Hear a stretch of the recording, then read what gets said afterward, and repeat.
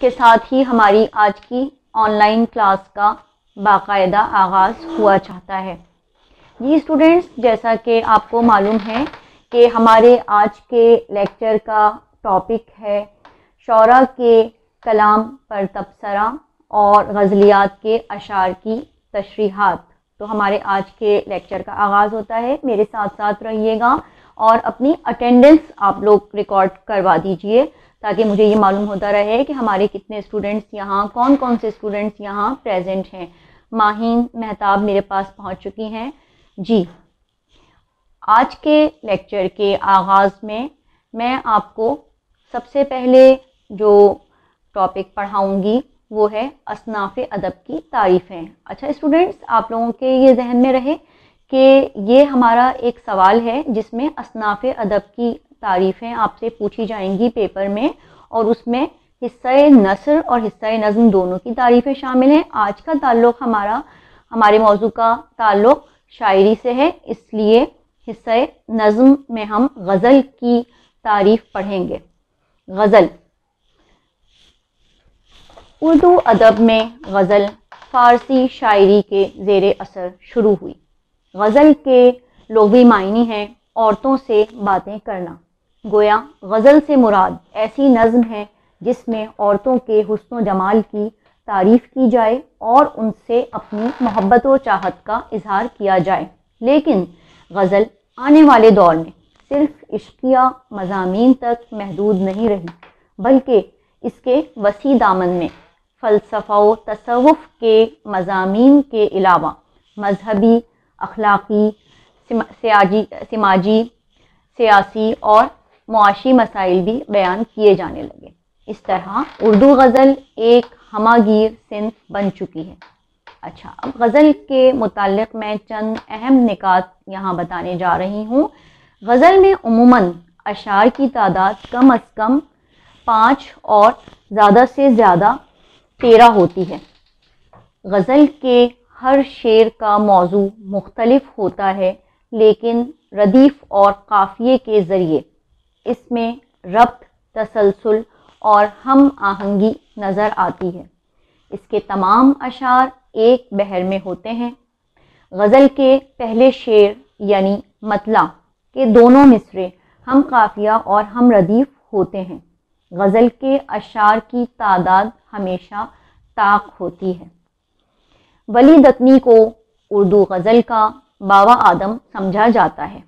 मीर तकी मीर, मीर दर्द, मिर्ज़ा गालिब, मोमिन और हैदर अली आतिश वो अजीम शौरा हैं जिन्होंने उर्दू गज़ल को उरूज अता किया।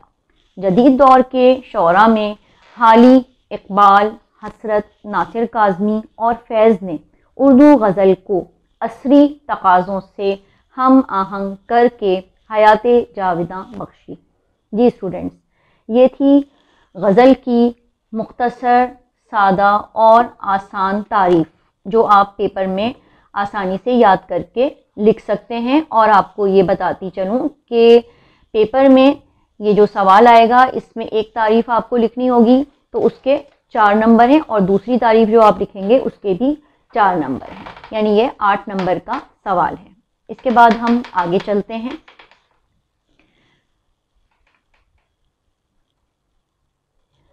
जी स्टूडेंट्स, आपके हिस्से नज़्म में जो गज़लियात का पोर्शन है, गज़लियात के हिस्से में जिन शौरा की गज़लियात शामिल हैं उसमें सबसे पहले ख्वाजा मीर दर्द की गज़लियात शामिल हैं। अब हम यहाँ पढ़ने जा रहे हैं ख्वाजा मीर दर्द के कलाम की खुसूसियात पर तबसरा।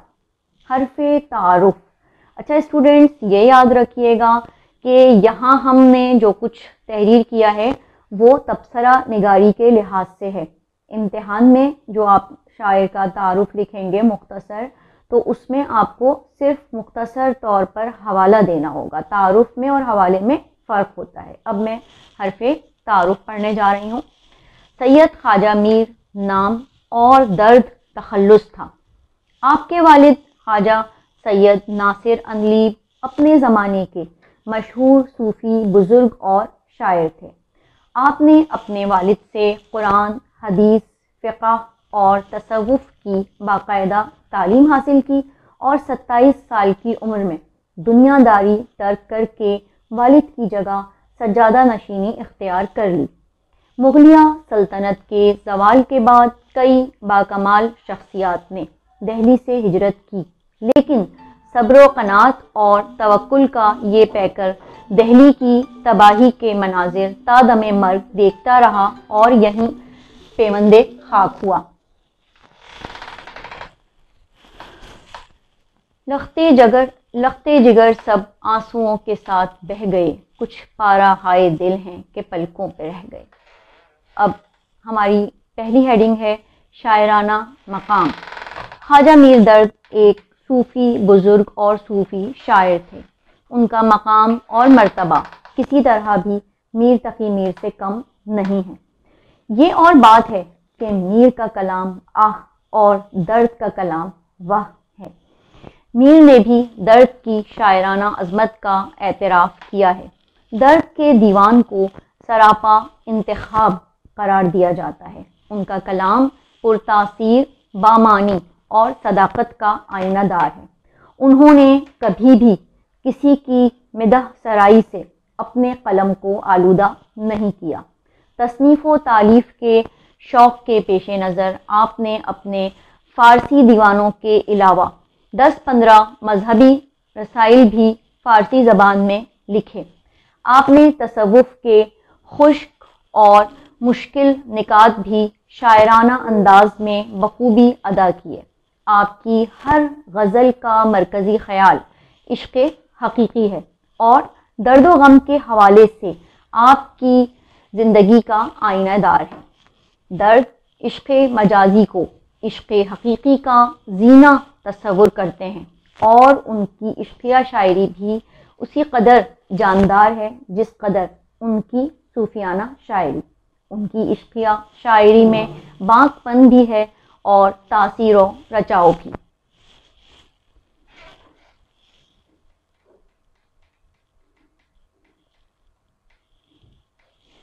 اب ہم خواجہ میر درد کے طرز کلام کی خصوصیات کی طرف آتے ہیں۔ طرز کلام کی خصوصیات۔ میر درد اردو زبان و ادب میں ایک منفرد اور ممتاز مقام کے حامل ہیں۔ ان کا کلام ان کی زندگی کا آئینہ دار ہے اور ان کا دور اردو شاعری کے عروج کا دور ہے۔ ان کے کلام کی اہم خصوصیات مندرجہ ذیل ہیں۔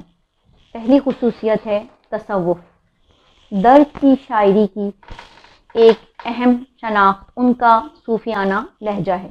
اردو شاعری میں تصوف کو ان سے بہتر کسی نے پیش نہیں کیا۔ یہ ان کا اپنا رنگ تھا جو ان کی ذات پر ہی ختم ہو گیا۔ تصوف دراصل انہیں ورثے میں ملا تھا جسے انہوں نے اردو شاعری میں ایک تحریک کی صورت میں پیش کیا۔ ان کی شاعری تصوف کی حقیقی ترجمان ہے۔ وہ حقیقتاً تصوف کے اسرار و رموز سے آشنا تھے۔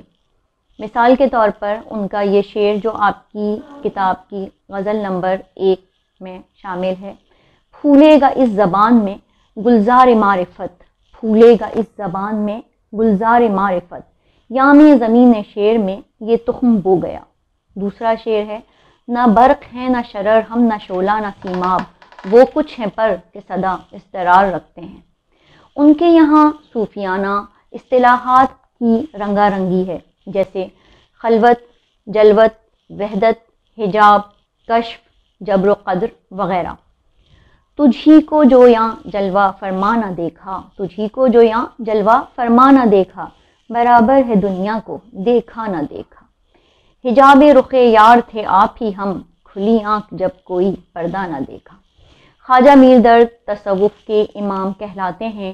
ان کے مزاج کی درد مندی، سوگواری اور خاکساری انہیں سچا صوفی ثابت کرتی ہیں۔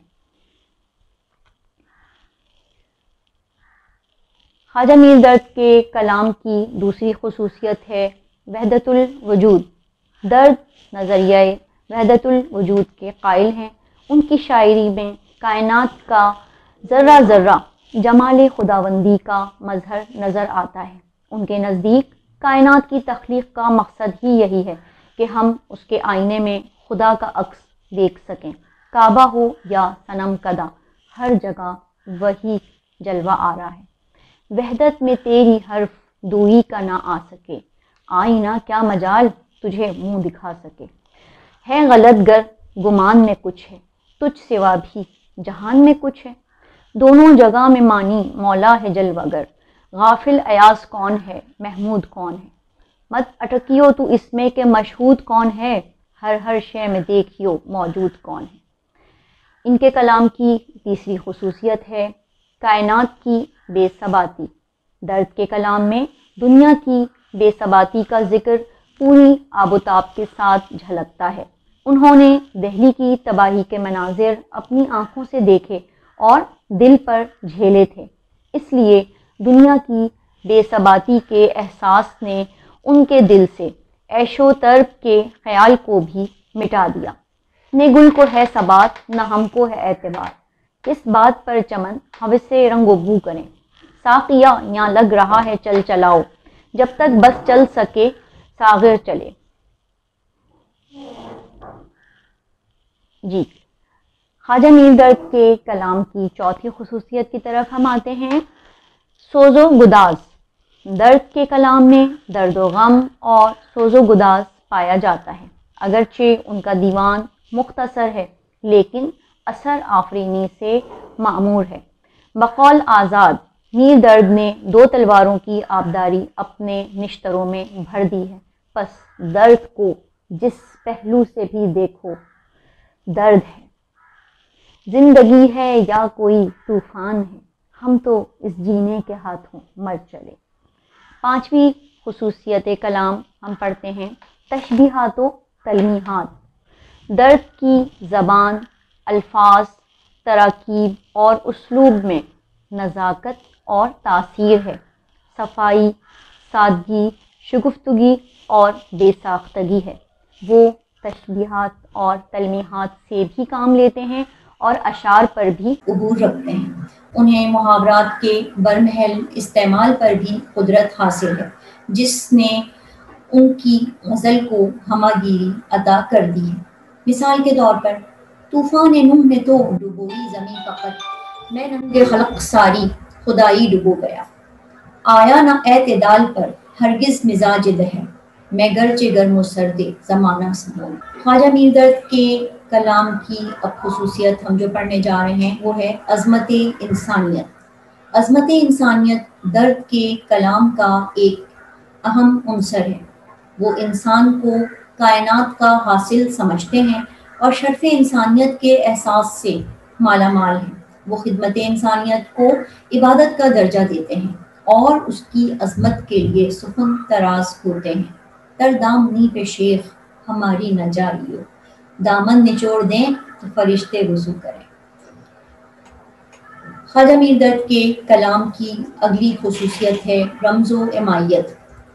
درد کے لہجے میں بے ساختگی ہے مگر رمز و امائیت کے ساتھ اور ایہام سے پاک۔ رمز و امائیت شاعری کی روح ہے کہ بات کو مختصراً بیان کیا جائے لیکن مفہوم کی وسعت اور کلام کی معنویت برقرار رہیں۔ شمع کی مانند ہم اس بزم میں چشم نم آئے تھے دامن تر چلے۔ وائے نادانی کے وقت مرگ یہ ثابت ہوا، خواب تھا جو کچھ کے دیکھا جو سنا فسانہ تھا۔ دل آ گیا ہے اس بت کافر کے ہاتھ میں، اب میرے حق میں دیکھیے اللہ کیا کرے۔ خواجہ میر درد کے کلام کی اگلی خصوصیت ہے موسیقیت۔ درد فن موسیقی سے لگاؤ اور شناسائی رکھتے تھے، اس لیے ان کے کلام میں حسن و نغمگی کا رچاؤ ملتا ہے۔ ان کی غزلیں موسیقی کی خاص دھنوں اور سر تال سے ہم آہنگ ہیں۔ غنائیت اور آہنگ نے ان کے اشعار کی تاثیر کو دوبالا کر دیا ہے۔ مثال کے طور پہ جو اشعار ہیں، اذیت مصیبت ملامت بلائیں، اذیت مصیبت ملامت بلائیں، تیرے عشق میں ہم نے کیا کیا نہ دیکھا، نظر میرے دل کی پڑی درد کس پر، جدھر دیکھتا ہوں وہی روبرو ہے۔ درد کے کلام کی اگلی خصوصیت ہم پڑھنے جا رہے ہیں مجاز اور حقیقت کی یکجائی۔ درد کی شاعری کا ایک رنگ وہ ہے جس میں مجاز اور حقیقت ایک بامعنی توازن کے ساتھ یکجا ہو گئے ہیں، اور غزل کی ہماگیری کا یہ عالم ہے کہ ایک عاشق مزاج اس سے اپنے مطلب کے معنی اخذ کرتا ہے اور ایک صوفی عشق حقیقی میں جذب ہو جاتا ہے۔ جی کی جی میں رہی بات نہ ہونے پائی، ایک بھی ان سے ملاقات نہ ہونے پائی۔ اگلا شعر ہے قاصد نہیں یہ کام تیرا، اپنی راہ لے اس کا پیام دل کے سوا کون لا سکے۔ خواجہ میر درد کے کلام کی اگلی خصوصیت ہے درد کی عشقیہ شاعری۔ درد کی عشقیہ شاعری سے ثابت ہوتا ہے کہ جذبہ عشق ایک اٹل حقیقت ہے اور کوئی انسانی دل اس جذبہ بے اختیار سے ماورا نہیں۔ درد نے عشق مجازی کی پاسداری بھی کی اور اس کے تقدس کو برقرار رکھا۔ درد کے اشعار میں عشقیہ جذبے کی جھلک ملاحظہ ہو۔ دل کس چشم مست کا سرشار ہو گیا، کس کی نظر لگی کہ یہ بیمار ہو گیا۔ ان لبوں نہ کی مسیحائی، ہم نے 100 طرح سے مر دیکھا۔ درد اپنے حال سے تجھے آگاہ کیا کرے، جو سانس بھی نہ لے سکے سو آہ کیا کرے۔ کیا جانیے کیا دل پہ مصیبت یہ پڑی ہے، ایک آگ سی کچھ ہے کہ وہ سینے میں گڑی۔ اس طرح سے ایک لفظ جو آنسو نہیں تھمتے، معلوم ہوا درد کہیں آنکھ لڑی ہے۔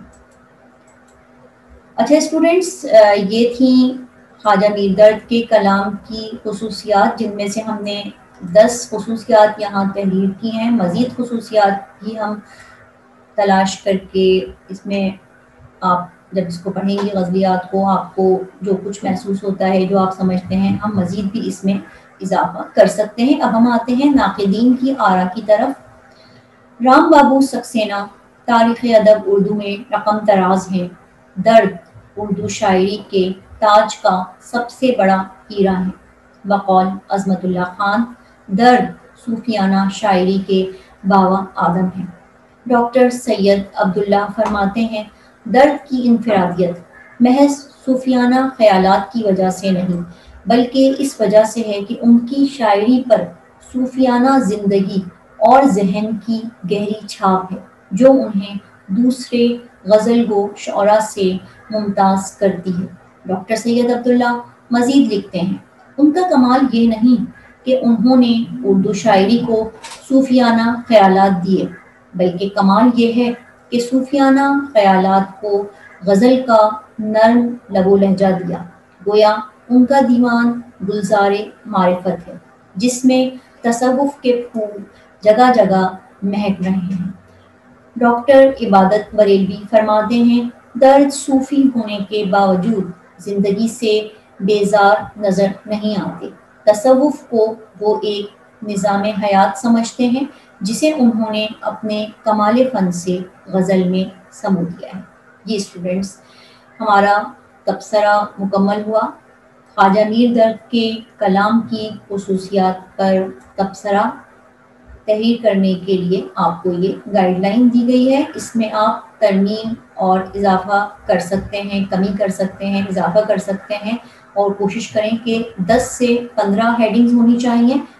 اور یہ ہیڈنگز تھیں جو آپ کے لیے گائیڈ لائن ہے، انہی کی طرح سے، انہی کی مدد سے آپ خود بھی تحریر کر سکتے ہیں مزید خصوصیات۔ اب ہم آتے ہیں غزلیات خواجہ میر درد کی طرف۔ غزل نمبر 1، یہاں آپ کو نظر آ رہا ہوگا کہ توضیحات، الفاظ معنی بھی لکھا ہوا نظر آ رہا ہے اور توضیحات بھی۔ تو الفاظ معنی وہ ہیں جو کسی لفظ کے معنی 1 یا 2 یا 3 الفاظ کی صورت میں ہیں، لیکن جو وضاحت کے ساتھ جو الفاظ کے معنی دیے گئے ہیں انہیں توضیحات کہا جاتا ہے۔ اب میں الفاظ معنی پڑھنا شروع کر رہی ہوں۔ پہلی غزل پہ آپ نظر ڈالیے، اگر آپ کے پاس کتاب موجود ہے تو آپ غزل کے اشعار پہ نظر ڈالیے، اور یہ ذہن میں رکھیے گا کہ آپ کے پیپر میں MCQs میں مشکل الفاظ کے معنی بھی پوچھے جاتے ہیں، اور اسی طرح یہ جو توضیحات یہاں لکھی ہوئی ہیں یہ توضیحات بھی امتحان میں پوچھی جا سکتی ہیں، اس لیے آپ کو ذہنی طور پر تیار رہنا چاہیے۔ اور اس کے علاوہ ظاہر ہے کہ اشعار کی تشریحات تحریر کرنے میں یہ توضیحات بہت مددگار ثابت ہوں گی۔ طوفان نوح، جب حضرت نوح کی امت گمراہی میں ڈوب گئی اور وہ ان کے سمجھانے پر بھی گناہوں اور لغزشوں سے باز نہ آئی، تو انہوں نے اللہ تعالیٰ سے دعا کی کہ ان لوگوں پر عذاب نازل کر دے۔ حضرت نوح کی دعا قبول ہوئی اور ان کی امت پر بارش کے طوفان کی شکل میں عذاب آیا، اور پوری امت سوائے چند ایک اہل ایمان کے برباد ہو گئی۔ یہاں طوفان تلمیح کے طور پر استعمال کیا گیا ہے۔ ہمیں اشعار میں اس بات کی نشاندہی کرنی ہوتی ہے کہ اس شعر میں کون سی صنعت استعمال کی گئی ہے۔ اگلا لفظ ہے ننگ خلق، تمام دنیا کے انسانوں کے لیے شرم۔ ننگ سے مراد شرم اور خلق سے مراد دنیا اور اس میں بسنے والے انسان ہیں۔ ڈبو گیا، یہ محاورہ استعمال ہوا ہے، اس سے مراد بربادی، گمراہی اور تباہی ہے۔ ڈراوے، یہ پرانے زمانے کی زبان کا ایک لفظ ہے۔ ڈراوے یعنی اس کا مطلب ہے کہ ڈراتے ہو، خوف دلانا۔ وائز کے معنی ہیں واز کرنے اور لوگوں کو ڈرانے والا۔ یوم حساب، جس دن دنیاوی اعمال کا حساب و کتاب ہوگا، مراد قیامت کا دن۔ گریا، گریا کے معنی ہیں رونا دھونا، مگر اس شعر میں اس سے مراد پچھتاوا اور شرمندگی ہے۔ اگلا لفظ ہے دھو گیا۔ دھو گیا کے معنی ہے صاف کر گیا، مٹ گیا۔ یہاں اس سے مراد اعمال نامے میں درج گناہوں کی معافی ہے۔ اگلا لفظ ہے گلزار۔ گلزار کے معنی ہے باغ۔ معرفت لفظ استعمال ہوتا ہے خدا شناسی اور تصوف کے معنوں میں، جیسا کہ آپ لوگ جانتے ہیں کہ خواجہ میر درد کو تصوف کا امام کہا جاتا تھا۔ اگلا لفظ ہے ہمارا زمین شعر۔ زمین شعر سے مراد ہے یہاں شاعری۔ تخم کے معنی ہے بیج۔ پھولے گا یعنی پھلے پھولے گا، نشو نما پائے گا۔ اس زبان یعنی اردو زبان۔ مزاج دہر، مزاج دہر یعنی زمانے کے مزاج۔ گرم و سرد، گرم و سرد کے معنی یہاں ہیں مشکلات۔ اعتدال، درمیانی راہ، یعنی نہ کم اور نہ زیادہ۔ گرچہ، اگرچہ۔ آنکھ کھلی کے معنی ہے پیدا ہوا۔ یہ تھے مشکل الفاظ کے معانی اور توضیحات۔ جی اسٹوڈنٹس، میں یہ پوچھنا چاہوں گی آپ سے کہ میں نے آپ کو فنی محاسن اور شعری اصطلاحات میں تلمیح پڑھایا تھا، تلمیح کے متعلق، تو تلمیح کسے کہتے ہیں؟ جی، تلمیح جب شاعر اپنے کلام میں کسی مذہبی، سماجی یا تاریخی واقعے کا ذکر چند الفاظ میں کرتے ہیں تو اسے تلمیح کہا جاتا ہے۔ جی، اب ہم آتے ہیں اشعار کی تشریحات کی جانب، غزلیات کے اشعار کی تشریح کی جانب ہم آتے ہیں۔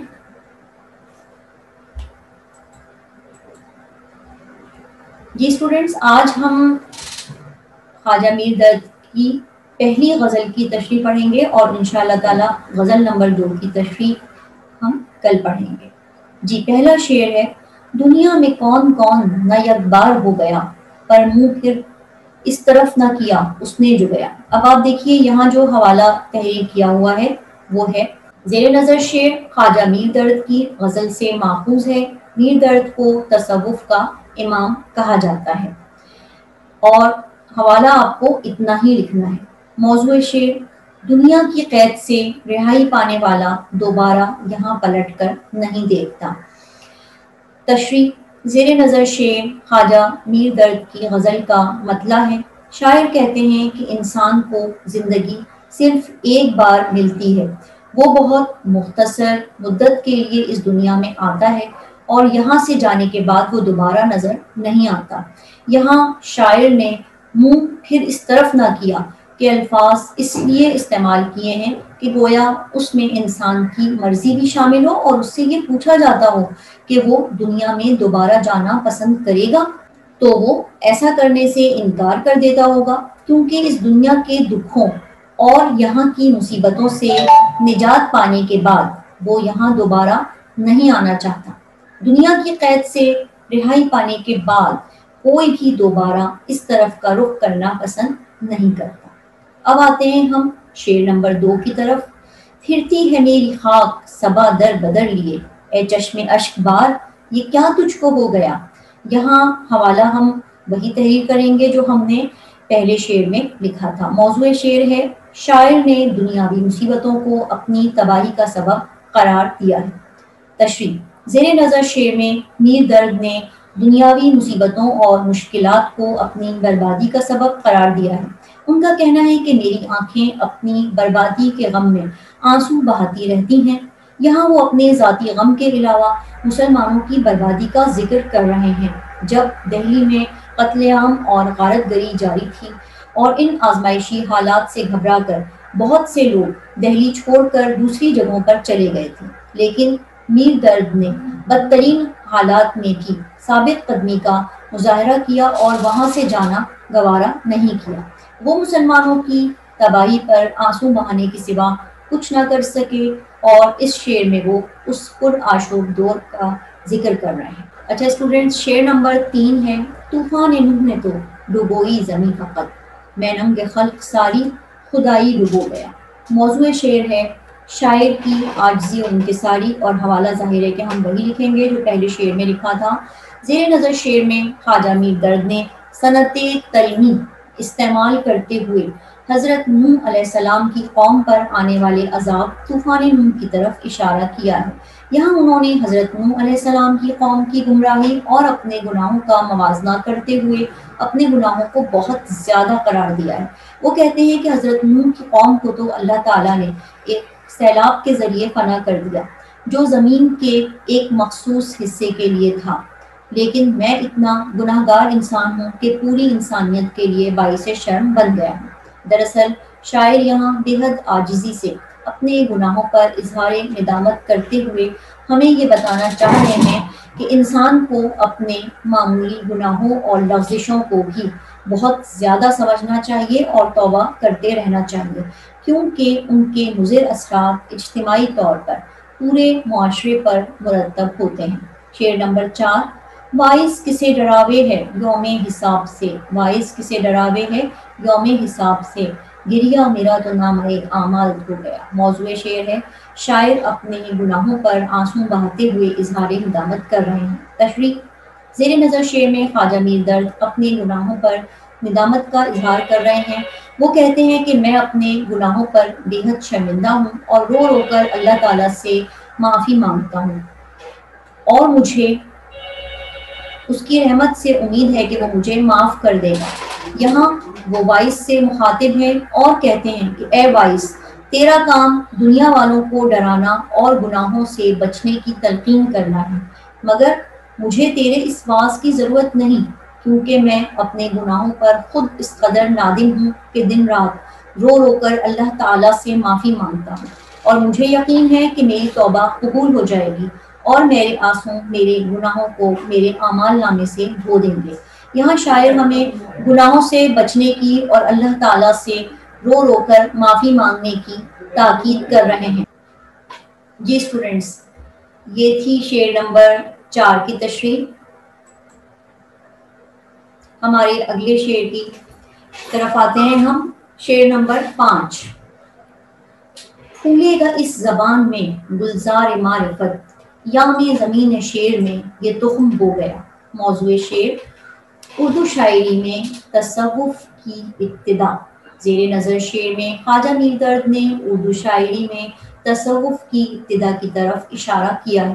انہوں نے اردو شاعری کو تصوف اور معرفت سے روشناس کیا اور عشق مجازی سے بالاتر ہو کر عشق حقیقی کا رنگ عطا کیا۔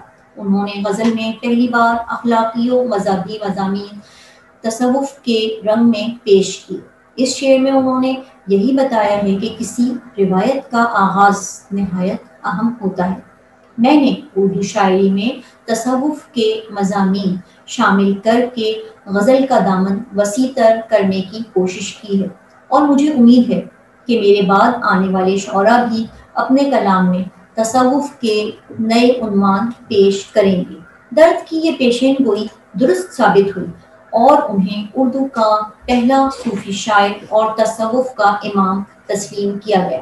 بعد میں آنے والے اکثر شعراء نے بھی تصوف کو اپنی شاعری کا موضوع بنایا اور اس طرح اردو شاعری کا گلشن تصوف کی خوشبو سے مہکنے لگا۔